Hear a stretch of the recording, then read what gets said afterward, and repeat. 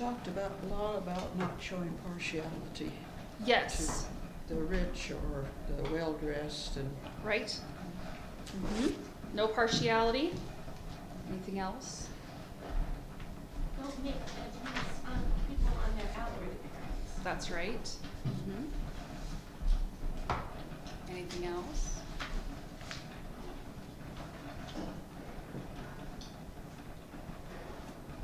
That God chose the poor to be rich in spirit. Yep. And if the people he's writing to are showing a bit of partiality and thinking it's no big deal, what did James say about why it's a big deal? Why does it matter? It's a, what, in your notes, it said it's a willful sin that Mhm. breaks the law of God. That's right. And it breaks the law to love your neighbor. You remember how he talked about the royal command, the royal law? There is a kingdom law about love. You remember how he said, what if you break one, you're guilty of how much of it? All of it, because the law is a unified whole, because as a unified whole it represents the character of a God who is a unified whole. So yeah, if there comes a point where we start picking and choosing which commands we keep or which ones we think are more important than others, what we're doing is trying to divide a God who isn't dividable. And we are not intended to live divided, because we're made in the image of a God who's an integrated whole. Now we get that picture all through James, this idea of being undivided. We are intended to be integrated because we worship one God.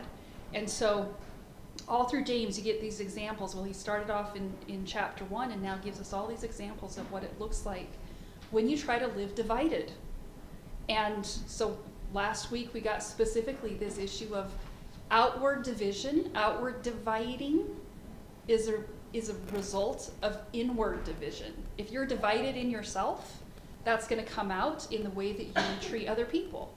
So if you start judging other people, showing partiality to other people, it's an outward working of an inward division.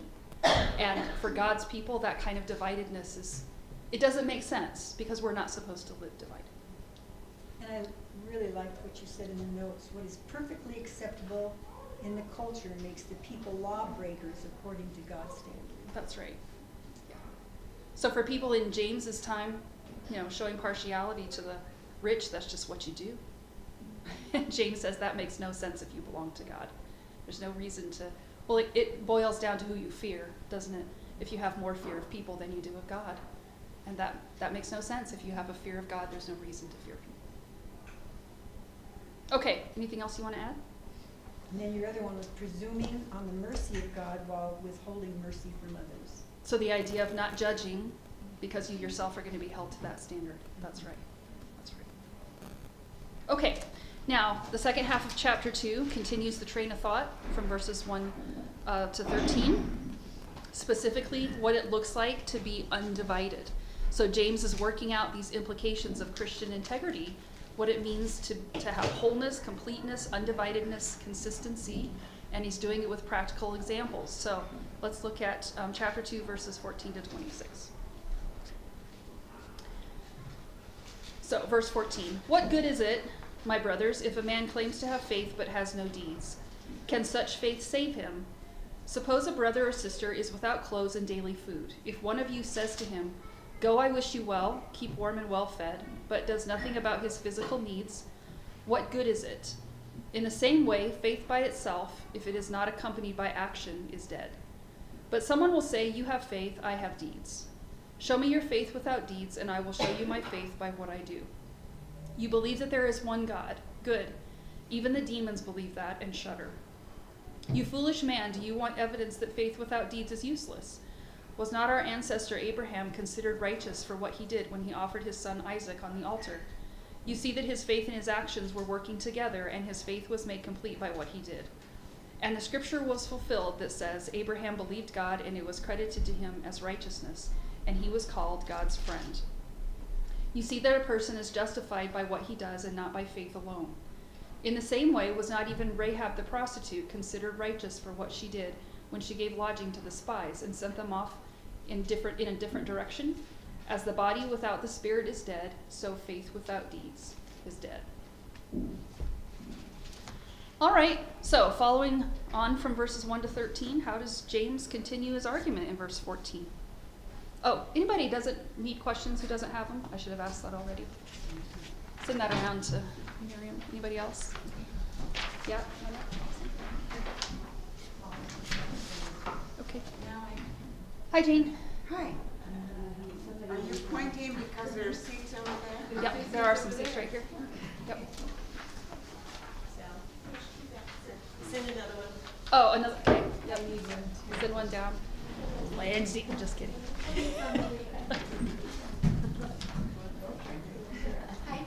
Hi. Hi, Rachel. How are you? Good, how are you? Good, thanks. Sarah. Hi, Sarah. Yep, I do.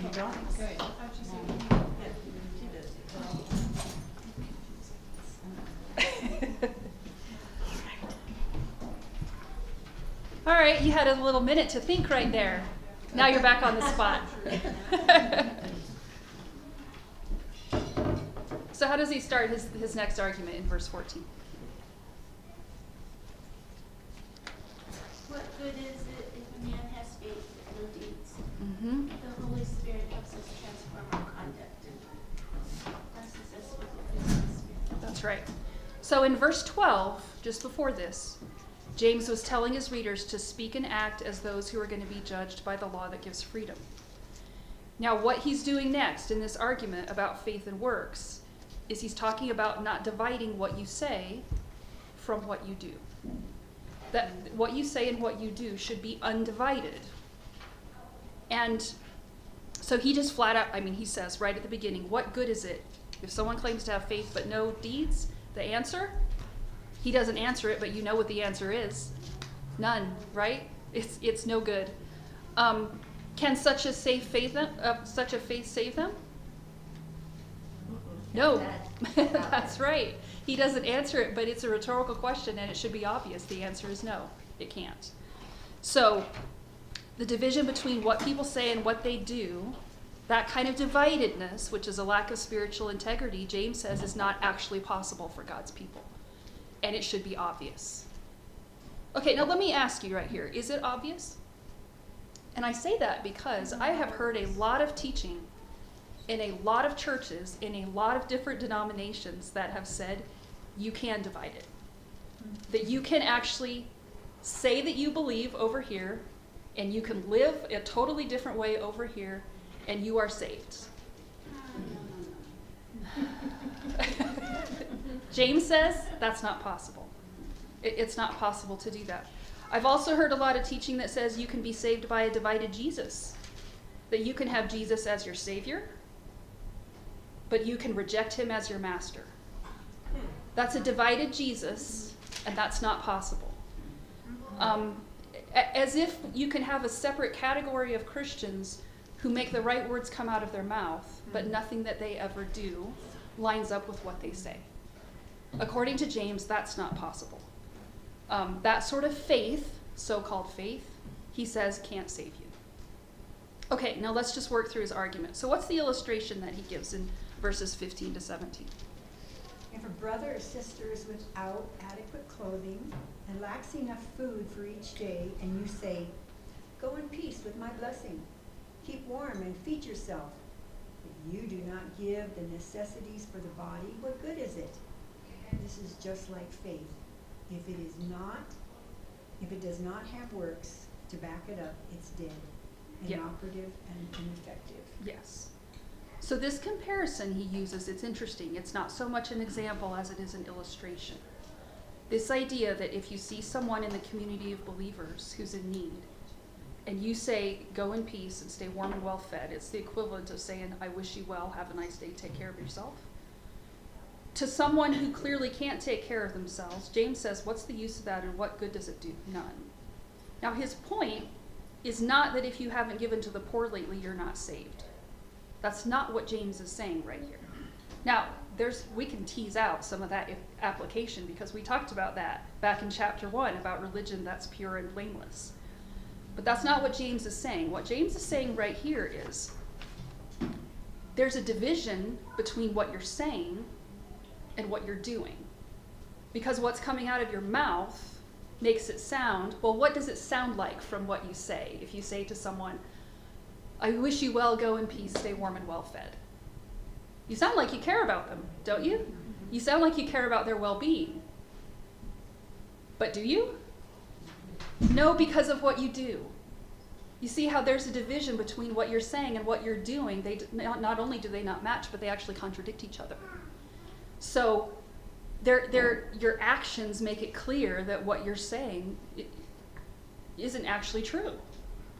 And in the same way, you can mouth the words of faith and say that you believe the things of the gospel, but if your actions contradict that, you either don't really believe it or you're unwilling to submit yourself to it. And according to James, that sort of faith, that faith that's unaccompanied by action, is dead. Now that's an interesting picture. He doesn't say that faith is small. He doesn't say that faith is weak. He doesn't say that faith is on pause for a minute. He says it's dead. Why do you think he uses language that strong? To make it right. What's the point? We can't, we can't earn our salvation by doing good deeds, but we can show our devotion to God by deeds of loving service. I really like what you said. Yeah. It's also a matter of life and death to the Christian, because if you're going to just mull over the words of how it says and what you need to do to enter the kingdom of heaven and to act and what you believe and how then you live that way and that you do and you are those things. Mm-hmm. Like that is a matter of life. Mm-hmm. And if you don't actually do them, it's what John says, and it's all about what John says, is that if you don't actually do them and take them and then do them, then it's all just dead. It's all just meaningless. It's all just, and you will continue to sin and you will continue to believe falsehood and go the wrong way. That's right. It really goes back to verse 12, where it says, speak and act as those who are going to be judged by the law. That gives freedom, because judgment without mercy will be shown to anyone who has not been merciful. Mercy triumphs over judgment. Yeah. I mean, if you come across a body somewhere and it's lying there and it's not moving, and you think, okay, how are they dead? I mean, what do you do? Does someone say, I don't know, pull out their driver's license and let's find out what day they were born? When was their birthday? Find their birth certificate. If you want to know if they're alive, you don't need their birth certificate. What do you need? What do? You feel their pulse, right? That's how you know that someone is alive, is if they have a pulse. Now, when it comes to spiritual things, how do you know that you're alive? Because on this day, at this time, somebody said you're saved, or is it because you have a spiritual pulse? Spiritual pulse. Because you have a spiritual pulse. Okay, now what does it look like to have a spiritual pulse? It doesn't mean that you're perfect. It doesn't mean that you're sinless, but it means that your relationship to God and your relationship to sin have changed, right? I mean, things are changing. There are things that are different because you put your faith in Jesus and you have a spiritual pulse. And that's what James is saying, is a faith with no pulse isn't real faith. If it's dead, it can't save you.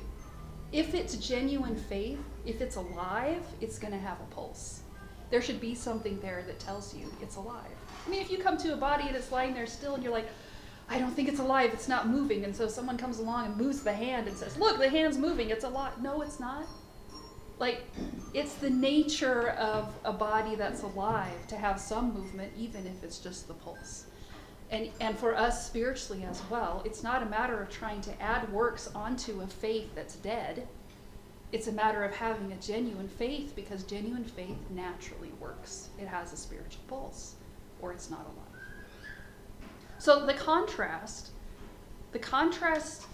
is not between faith and works. The contrast is between a faith that works and a faith that doesn't. Because the latter one, the faith that doesn't, is like a body with no pulse. It's lifeless, and it doesn't profit you anything. Genuine faith is not a matter of hearing the word or even agreeing with it. Genuine faith is a matter of doing it, which is what James mentioned back in chapter 1 when he said, don't just be hearers of the word, but doers. So faith, saving faith, means not only believing the word, but trusting the one who said it, and so entrusting yourself to him in obedience. Think about the parable of the sower that Jesus tells. Of the 4 different kinds of soil, what is it that finally distinguishes the good soil from all the others? Isn't it the crops, the fruit, right? Now, how long all of that took, I don't know, but that's how you know at some point the good soil from everything else is because of what it produces. All right, now let's keep going. Because there's an objection someone might make. That's where he goes next. So what's the objection, the hypothetical objection that James raises, and what does he say about it in 18 and 19? You have faith and I have works. Mm-hmm. So what if someone hears this argument from James, and they claim, well, faith and deeds are separate, that one person can have just faith and another person can have just works? Is it not possible for different believers to have one and not the other? Like some people are theological and other people are practical. Or some people are gifted in having faith and other people are gifted in doing works of service. Well, what does James say about that in 18? I'll show you my faith by my works. Yeah, he says, show me your faith without works, and I'll show you mine with works, which is another way of saying, okay, prove it. You say that you have faith, prove it. I mean, talk is cheap, so if anyone can say they have faith, how is it possible to know that that's true? The implication is you can't demonstrate it. You can't demonstrate that you have faith without works. It takes works to demonstrate that you actually have genuine faith. So works are not an optional add-on to faith. I mean, it's like heat is not an optional add-on to a fire, right? You start a fire, heat is what happens. Light is not an optional add-on to the sun. If the sun is out, there's light.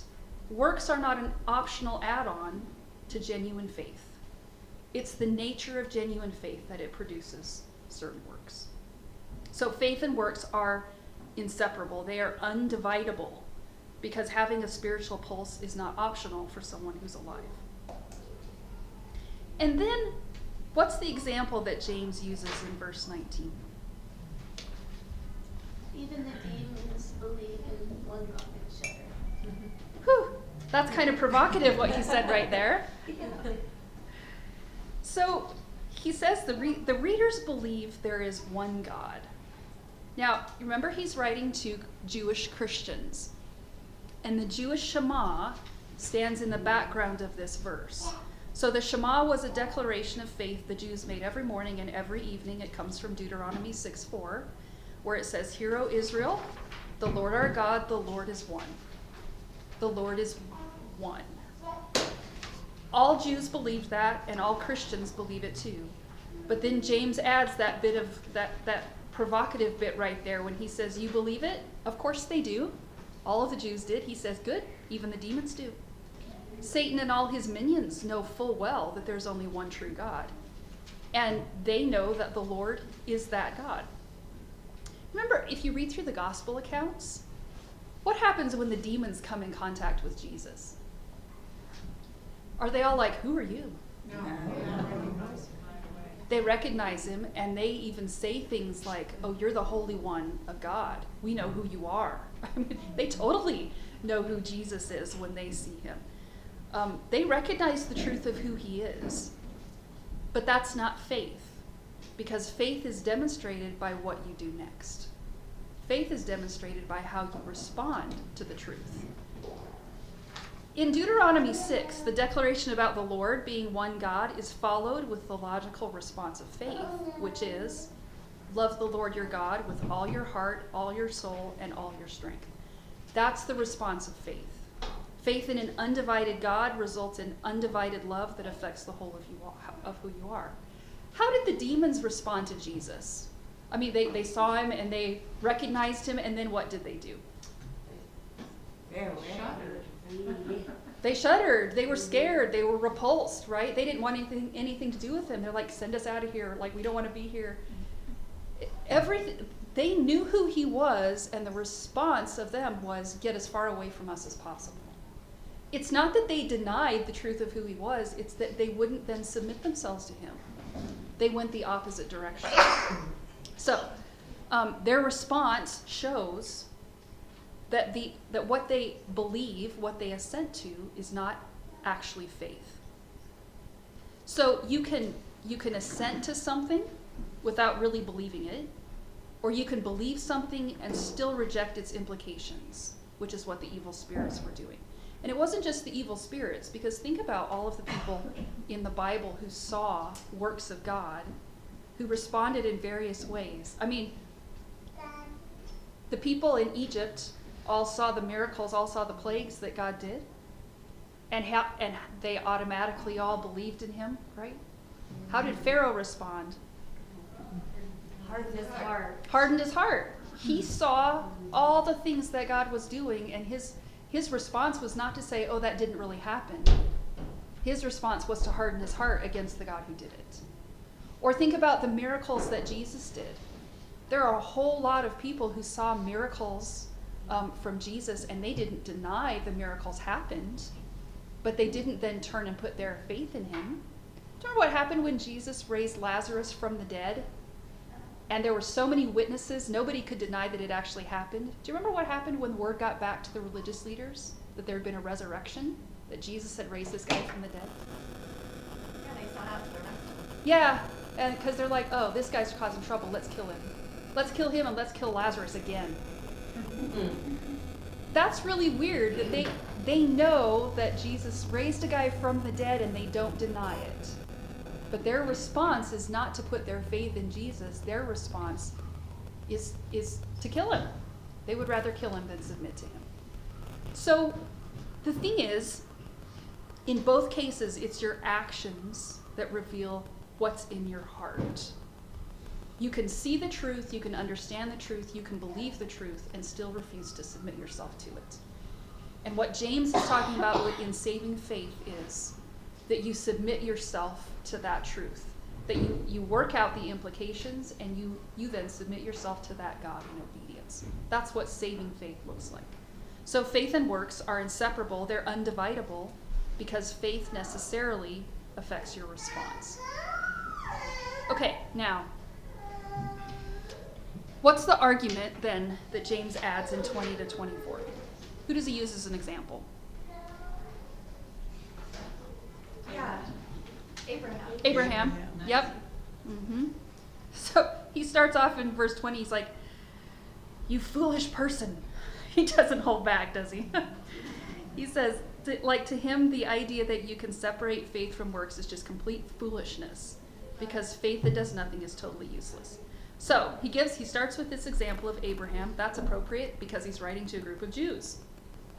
So he starts with our father Abraham.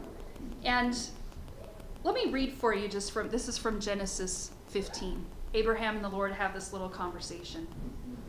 And it says, Abram said, you have given me no children, so a servant in my household will be my heir. Then the word of the Lord came to him, this man will not be your heir, but a son who is your own flesh and blood will be your heir. He took him outside and said, look up at the sky and count the stars, if indeed you can count them. Then he said to him, so shall your offspring be. Abraham believed the Lord, and he credited it to him as righteousness. Now right there, Abraham didn't do anything. He just believed the promise of the Lord, and he was accounted as righteous because he believed it. But 30 years later, what happened with his son? He obeyed God and started to sacrifice his son Isaac. That's right. So the Lord calls him to sacrifice his son, and according to the writer of Hebrews, the command of the Lord wasn't a test of Abraham's love so much as it was a test of whether or not he actually believed the promise that one day he would have countless descendants through Isaac. The question was, how could God command the sacrifice and keep his promise at the same time? Abraham didn't know. He didn't know how God could keep his promise and ask him to sacrifice Isaac both. But he feared the Lord enough to be obedient, and the writer of Hebrews says he believed if it was necessary, God could raise Isaac from the dead. So he trusted God to keep his promise, even in the face of a command that put it all on the line. So, did he really trust him to keep his word? Yes, he did. And that's not clear just because of what he said. It's clear because of what he did. Mm-hmm. That's what I was going to say, is that the ultimate test of faith is having, not only believing what God is telling us to do, but then having the strength to do it. And he asks a lot of his prophets and a lot of his people and his everyday people to do these great things, to do these feats, like Abraham, like David and Goliath, like Noah, like Jonah, like the prophets of old, like Moses. I mean, of course, those are older examples.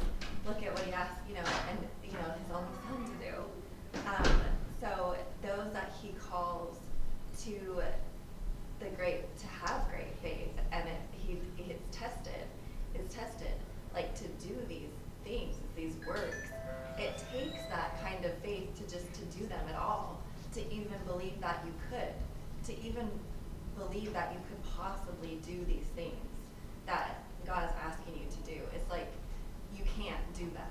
Mm-hmm. You know that you can't do them. Like nothing in you at all can do this. And it's only trusting in him and having faith that he lives in you, that he will work through you, and that he will guide you. That is having a daily faith and following him, that he can do these things in you. Mm-hmm. So let me ask you, if we're a whole bunch of just normal everyday women, and you're not asked to do, things like facing off against giants. What does this look like for you?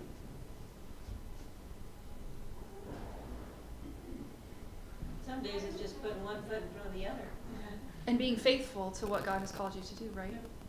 And it might look like a really small, insignificant thing to the world around you, but it's something that you have to trust God to be able to do it, right?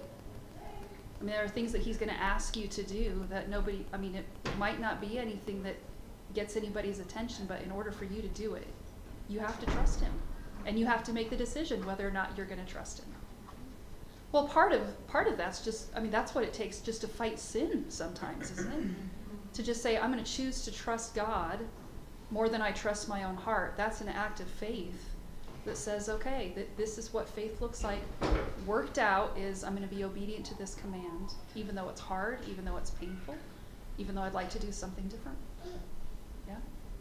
Sometimes it might be impressive. Sometimes it might not be at all. It's just, it's just the everyday, it's denying yourself, taking up your cross and following Jesus.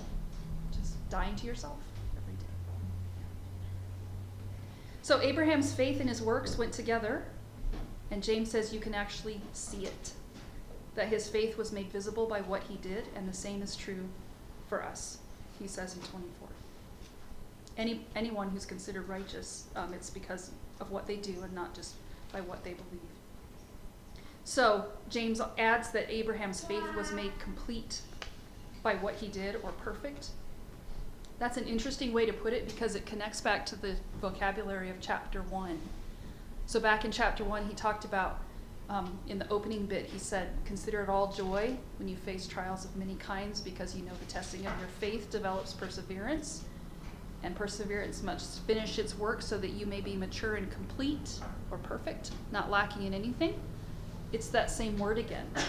So just as a perfect or mature Christian is produced through faithful endurance of trials, perfect or mature faith is produced through successive acts of obedience.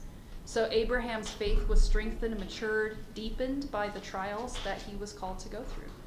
So then the ultimate trial that Abraham faced resulted in an action that demonstrated the genuine nature of his faith. It's not that his faith wasn't genuine before, but when he offered up Isaac, there was no doubt that he believed what he said he believed. Now let me ask you, so Abraham is held up here as the example of faith, and he was a perfect guy, wasn't he? Yeah.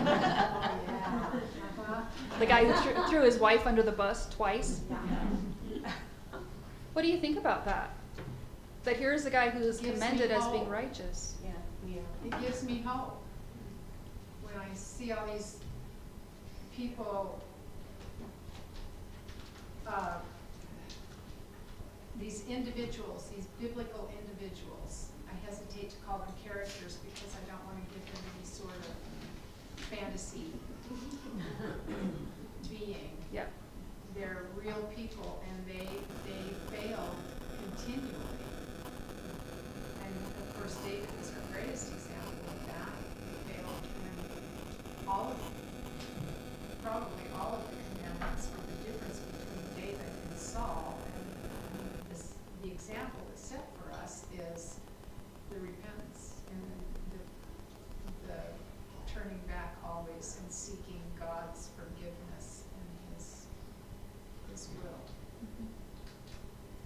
So the kind of having the saving faith that James is talking about doesn't mean you don't sin, and it doesn't mean that you're perfect, and it doesn't mean that you don't fail, because Abraham did, and so did everybody else. Abraham failed miserably, but his faith persevered and it matured. That was the purpose of the trials that he went through. God was putting him through trials in order to mature that faith, so that 30 plus years on, when he faced the most difficult test of his life, he succeeded. And he fully entrusted himself and his son to God when it mattered. And God was leading him through things that would get him to the point where it would be very clear that he was a righteous man. God had credited him with righteousness and then had started working righteousness out in his life, and it was demonstrated on the day when God called him to that sacrifice, and he did it. So it's not a life of sinless perfection that shows it. It's the maturity of Abraham's character to the point where God says, do this, and Abraham says, okay. It's the biggest sacrifice he could make, and he's willing to do it because he trusts the Lord. It's the fulfillment of chapter 1, verse 2. Tell me what you mean. Count it all joy, my brothers, when you fall into various trials, or knowing that the testing of your faith produces patience, and patience will have its perfect work, that we can become perfect and complete, lacking nothing. You know, it's building in That's us. right. It's the sanctification process. in us. That's right. Don't confuse progressive sanctification with unrepentance, which I think a lot of people do. Because there's this idea of like we all sin, so it doesn't matter if I sin. No, that's unrepentance. Yeah. But progressive sanctification is I'm a sinner, I still sin, but my relationship to sin is changing. Because now I put my faith in Jesus and I'm headed in a different direction. I'm struggling against sin in order to be in relationship with God, rather than struggling against God in order to be in relationship with sin. So all of that has changed. So we're still sinners, but we are in the process of being complete and mature, so that we have a virtue that resembles the virtue of Christ. I just read something about, like, very similar to that, about the difference between the Christian and the non-Christian, and how it is that we do struggle against sin, instead of just giving in and denouncing it, accepting it. We have a relationship with it, and that's the biggest difference between non-Christian and Christian, is that struggle against sin. Because the irony, I think, is a lot of Christians sometimes look at their sin and they get very discouraged. Of course we do.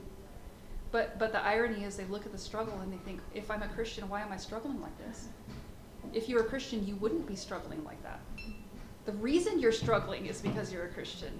Because you have the Spirit in you, and the Spirit goes to war against the desires of your sin nature. That's why there's a struggle. The struggle's hard, but it's the sign of being alive. You know? That's when you have a spiritual pulse, there's going to be a struggle. Yeah. All right, now, He uses Abraham, and then he uses another example, which is very interesting. Who's the example he uses in verse 25? Rahab. Tell me about Rahab. She was a prostitute. She was a prostitute. That's right. She's in the lineage of Jesus. She is. Yep. Was she a Jew? No. She was a Canaanite. She was actually a Canaanite. Yeah, so she is. It's interesting that James uses this example because she's the complete opposite of Abraham. So Abraham was a man, he was the father of Israel, and he was respectable. Rahab was a woman, a Canaanite, and a prostitute. But she too was accounted righteous because she had a faith that worked. So in Joshua 2, she meets up with the Israelite spies, and it's interesting because she tells them what she knows about the Lord. I'm just going to read a few verses for you from Joshua 2. So she says to the spies, I know that the Lord has given you this land, and that a great fear of you has fallen on us, so that all who live in this country are melting in fear because of you. We have heard how the Lord dried up the water of the Red Sea for you when you came out of Egypt, and what you did to Sihon and Og, the two kings of the Amorites east of the Jordan, whom you completely destroyed. When we heard of it, our hearts melted in fear, and everyone's courage failed because of you. For the Lord your God is God in heaven above and on earth below. That's really interesting that she's a Canaanite woman, and she knows all of that about the God of Israel. And she knows all of that because of the things the Lord has done in Egypt and on the other side of the Jordan before he actually gets to Jericho. But the Canaanites had heard it. They heard about Israel's God. They obviously believed what they heard because they were scared and they were all shutting up their cities. But what's the difference in what Rahab did and what the rest of the Canaanites did? They all knew who Israel's God was. What did she do that was different? She showed her the spies Which, protection. that's right, which means she's choosing to trust the God of Israel. She puts her faith in the God of Israel by doing what she did. She entrusted herself to the Lord when she gave lodging to those spies from Israel. So, she demonstrated more than just belief. All the Canaanites had belief, but she demonstrated saving faith by what she did because she turned toward God instead of away from him. And so James says, like Abraham, she was justified. And then, what's his conclusion in verse 26? For as the body apart from the spirit is dead, so also faith apart from works is dead. Yeah, that last bit that he repeats is super important. James is concerned not that works be added to faith, but that a person possesses a faith that works. Let me read a comment for you. It is absolutely vital to understand that the main point of James's argument, which he expresses 3 times, is not that works are a kind of second, unrelated addition to faith, but that genuine faith naturally produces works, because that is its very nature. You can't add works onto a dead faith. I mean, it's like if you buy a plum tree at Sprouts and you take it home, and finally it starts to put on fruit, and you get apples. So you go back to Sprouts and you're like, I wanted a plum tree. And they say, okay, here's a box of plums. Take them home and tie them onto your tree. Now you've got a plum tree, right? The problem is not the fruit. The problem is the nature of the tree. The fruit demonstrates the nature of the tree. So if you're looking at faith and you're thinking that faith doesn't produce any works, how do you fix that? Not by adding works. It's the nature of the faith that's the problem. Because saving faith will result in works. That's just the nature of a faith that's alive. So, if you look at yourself and you think, well, I have faith, but I don't have works. I guess I should start adding some works on to prove that I have faith. The problem isn't the works, the problem is the faith. Because if you entrust yourself to God, works will naturally come from that. Now, of course, again, we're imperfect in these things because we're sinners who are being sanctified, but saving faith necessarily produces fruit. I mean, isn't it interesting that James uses as his second example a prostitute? Because again, there's this idea, James is not talking about perfection when he talks about faith that works. He's talking about a faith that responds to who God is. And it's going to grow. You're going to change throughout the course of your life as a believer, but your faith will have results. And that's what makes it so fun. I mean, it would be so boring to be to just read this all the time and to just, go through the motions to be good all the time. How boring can that get sometimes, but there's it is the outpouring, it is that it drives us, it is that, it works through us, and that there is a great rewards in all of it. Mm-hmm. Yeah. And it fits into the bigger argument that he's been making about being undivided. It's not possible to divide faith and works any more than it's possible. What are the other? I can't remember now the other things he was talking about dividing. But dividing what you say from what you do, dividing hearing the word from obeying the word. Trying to live as someone who's divided, it won't work because you're not made that way.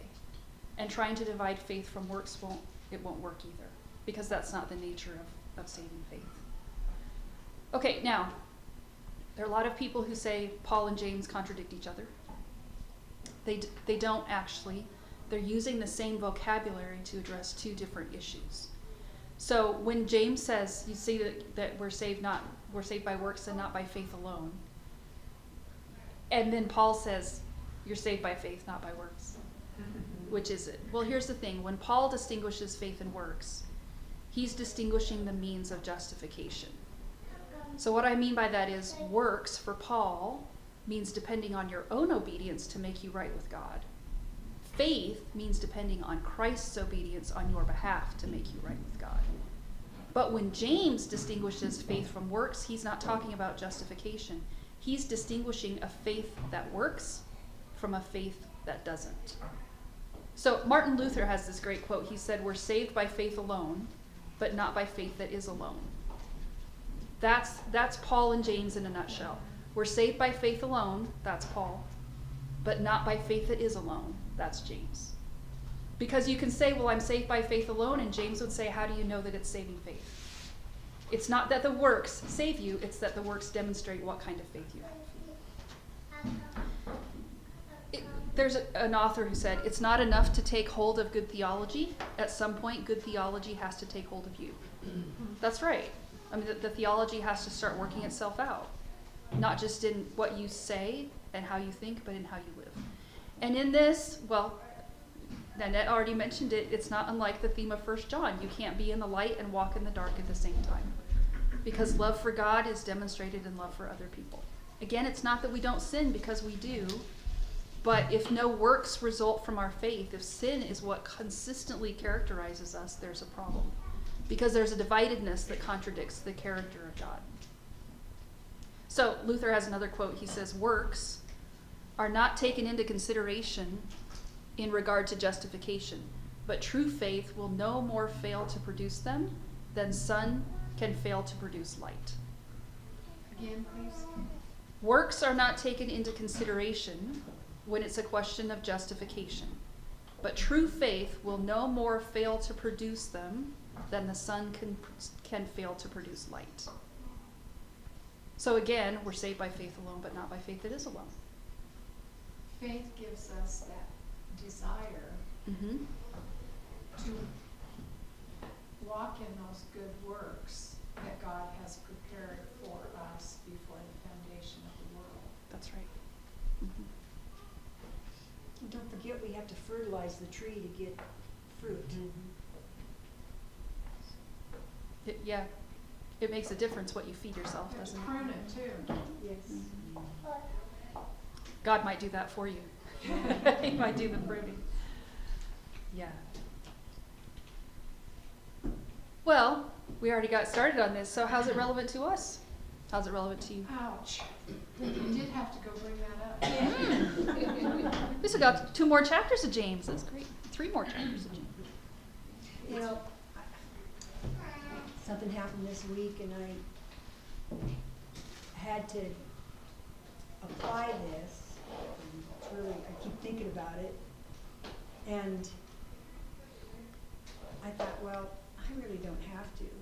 And then the thought came, yes, you do, because you're not under that person, you're under what God wants you to do. You're glorifying God by doing what He asked you to do. So quit thinking what you can get out of it. And I keep thinking about that situation. That I can leave that with God. I can leave that. I was obedient. Didn't want to be, but I was obedient, and I had to do it not because of the person or my desires, but I had to put that faith forward. Yeah.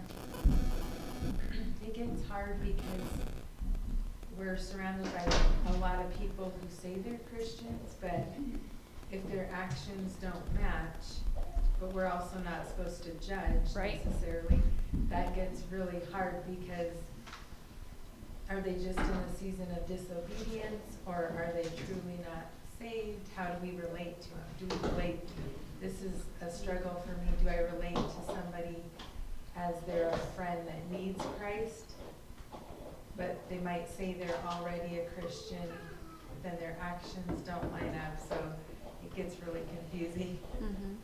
Yeah. But I mean, underneath all of that, whether you're a believer or whether you're not, what is the biggest thing you need to take better hold of the gospel of Christ, right? I mean, speaking the substance of the gospel is relevant to everybody, whether they're a believer or not. You know, the truth of who Jesus is and what He's done is, yeah. But yeah, I it's hard sometimes to watch people who are like, oh yeah, I'm a believer, and I think, really? Because I've known you for 30 years and nothing has changed. And I really do fear for your soul. But yeah, but maybe it's not coincidence that James put the bit about judging first. To be very careful how we, yeah. And Rahab could very well have been caught, but she acted in faith and trusted God. Yeah. I had been in my brain and it didn't come out just right. But yeah, just brain. Yeah. The results of that. Yeah. The results has to be, I will be obedient and leave the results to God. I guess that's what I was. I saw that hand, Donna. Oh, well, I got a phone call yesterday. Oh. And, you know, if you're a parent and you want your children to know God, you bring them to church, right? You teach them at home first, and then you go to church Right. for that reinforcement. Okay. Anyway, somebody wants me to take them all to church. And I can barely sometimes get myself. And I'm kind of into my health and, you know, this stuff. And anyway, it's just hard for me. I'm convicted. Like I should make, you know, this huge effort on Sunday morning to go pick up those kids. And these were my 2 adopted grandsons. And, you know, but I have tried so many times to get them to come to church. And I've shown up at the door and they're not ready. And you must be 20 minutes late. And you know, and so I've kind of like set big boundaries with myself to protect myself from people who want, they need to come and be sitting with their mother. And so anyway, sometimes I just have to set boundaries, and it breaks my heart, and I feel convicted by all this, you know, that I'm not doing more. But I just don't feel like I can, you know. I mean, right now I'm hanging my head in traction twice a day, you know, so I don't have back surgery, and doing exercises, going to physical therapy, besides, you know, the lung thing. And so Let me ask you this because of what you just said, Donna. Does this passage make you feel guilty? yes, it does. Well, it makes me feel kind of like I should be doing more. So let me ask you, okay, next question. So if this passage makes you feel guilty, what's the response to that? Do more so you don't feel guilty? Pray. I just pray about it and ask God to. How much do you have to do before you stop feeling guilty? That's not just a question for you, Donna, that's a question for everybody. How much do you have to do before you stop feeling guilty? It never ends. It never ends. If you're motivated by guilt.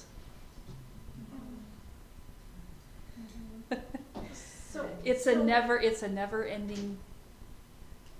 But I feel like the person that walked by and they saw that this person was hungry and they saw that this person was, and I feel like if I ignore that, take care of myself, I'm like that person there.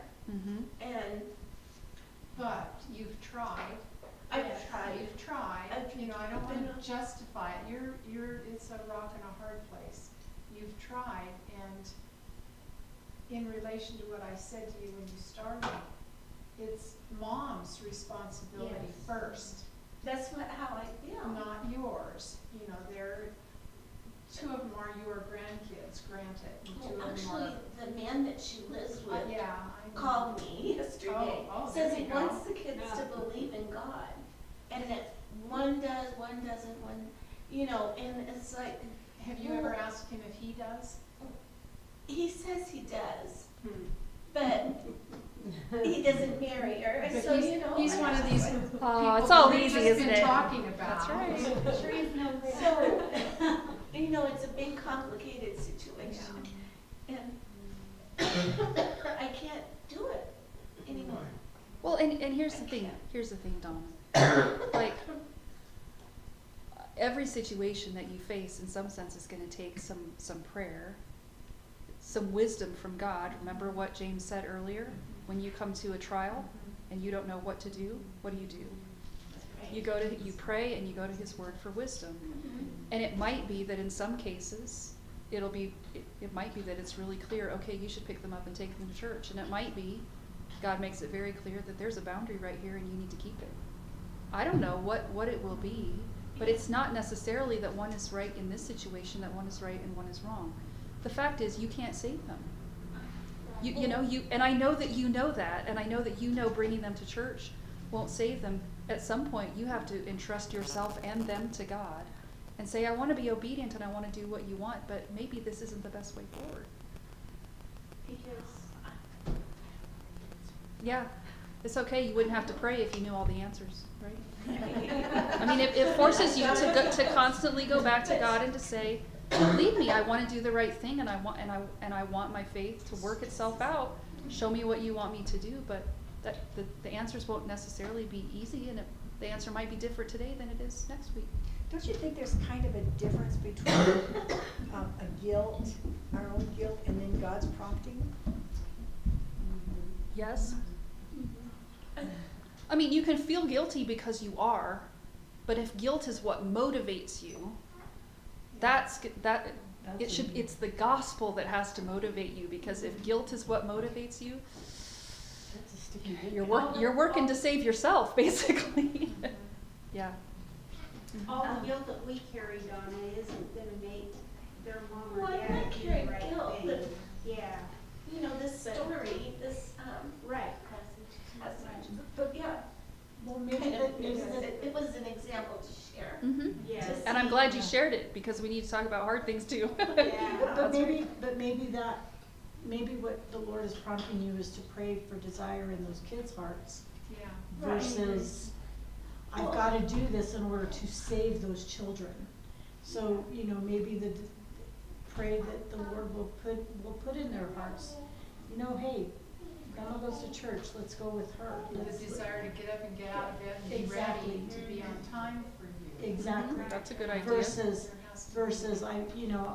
trying to get yourself going in order to be there when they're not ready. Well, the mother sleeps till 11. Mhm. Well, and Now, that's, you know, because it's summer, and Right. she doesn't have to be somewhere all the right, time. but maybe What? maybe the Lord will say, hey, kids, let's wake up a little early and, hey, what a great idea, call Grandma. Or maybe mom and dad can take it. Let's go wake them up. Have them. Yeah. That's right. Okay, I gotta share something. 19 years before I was born, my mom and dad were not believers, and it was my father's sister, kind of in your predicament, and she'd say, well, we're gonna come and pick up Dolores and Jean for church. Okay. So they picked up Dolores and Jean, and they did that over and over again. And then the children came home and started sharing with mom and dad. And my dad said, that's it, we're going to church. And they were convicted. God did that. The aunt didn't do it or anything, but maybe in that process. And then 19 years later, I'm born, and I was thinking, oh, my parents have always been believers. But to hear that story of their life has touched my own. Well, you still have to have boundaries. Yeah. Yeah. Scott gave me, or told me about that book, you know, I have to have that. But it's just, you know, the little one is gonna go to see, he's gone once, and last summer, the 5-day club, and he said those are the nicest people. You know, he sees them around town, and so, you know, he's 9, he's a little boy. So that's good. Oh, Lauren is all into dance. It's just, James is into, I don't know what. And Nicholas is into gothic, and he's got long hair dyed it black and. So are these all the kids, what are the kids we need to pray for? Lauren, James, and Nicholas? And Whoopi. Okay. I was gonna say, this is a great segue into prayer. Yeah.